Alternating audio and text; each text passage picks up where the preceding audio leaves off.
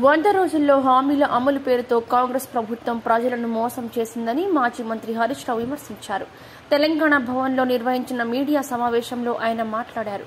కాంగ్రెస్ ప్రభుత్వం రాష్ట్రంలో కరువు తెచ్చిందని ఎద్దేవా చేశారు. ఇచ్చిన ఒక్క హామీ కూడా నెరవేర్చకుండా ఏ ముఖం పెట్టుకుని ఎన్నికల్లో ఓటు అడుగుతారని ఆగ్రహం వ్యక్తం చేశారు.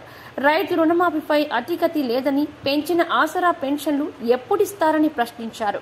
రాష్ట్రంలో కరువును పెంచడానికి కాంగ్రెస్ పోటీ పడుతోందని సీఎం రేవంత్ రెడ్డి పార్టీ గేట్లు ఎత్తడం కాదు, ప్రాజెక్టుల గేట్లు ఎత్తండి, వ్యవసాయానికి నీళ్లు ఇవ్వండి అని హరీష్ రావు సలహా ఇచ్చారు.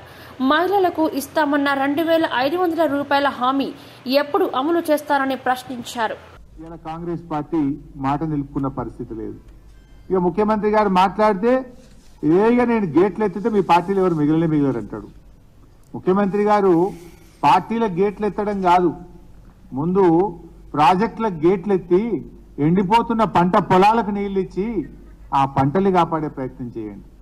మిమ్మల్ని పరిపాలించడానికి అవకాశం ఇచ్చారు ప్రజలు. ఎన్నో సంవత్సరాలుగా మీరు రాజకీయాల్లో ఉండి ఉంటారు. ఎన్నో కష్టనష్టాలు కోర్చి ప్రజల్లో నిలబడుంటారు. సామాన్య ప్రజలకి కొండంత అండగా ధైర్యాన్ని ఇచ్చుంటారు.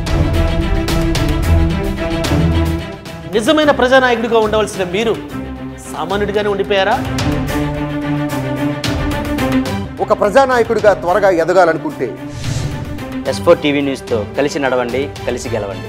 ఆసక్తి గలవారు సంప్రదించాల్సిన ఫోన్ నెంబర్ 9100009277.